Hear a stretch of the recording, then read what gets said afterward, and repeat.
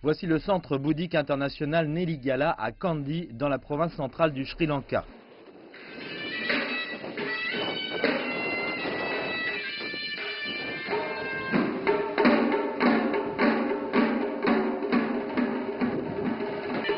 Les bouddhistes singalais sont accusés d'avoir attaqué des musulmans au Sri Lanka, mais des dirigeants religieux ont aidé à maintenir la violence sous contrôle.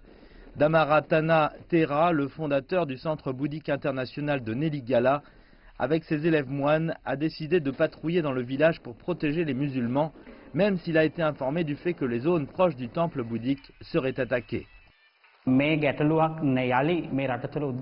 identifions et corrigeons les problèmes de façon à ce que ce genre de violence n'ait plus lieu. Je ne blâme pas les bouddhistes singalais directement. Certains groupes musulmans extrémistes et certains politiciens sont aussi responsables. Je le répète, en raison de ces éléments, des innocents ont dû souffrir. Le président du Sri Lanka, Maithripala Sirisena, a appelé les dirigeants religieux à intervenir. Mais la violence a continué même après la décision du gouvernement d'imposer l'état d'urgence. Le corps calciné d'un enfant musulman a été retrouvé dans une boutique incendiée. Toute la zone a une forte population musulmane et vit en paix depuis des décennies. Aram Zarouk possède une usine de thé dans la région.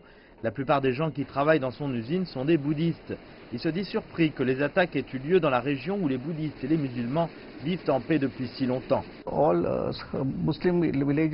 Tous les villages musulmans de la zone sont petits et clairsemés, entourés d'une majorité de bouddhistes et de temples. Donc tout le monde coexiste et vit en harmonie avec les autres. Spécialement dans cette zone, les prêtres bouddhistes ont immédiatement réagi. Nous sommes incapables de savoir qui les a motivés ou la raison qui se cache derrière.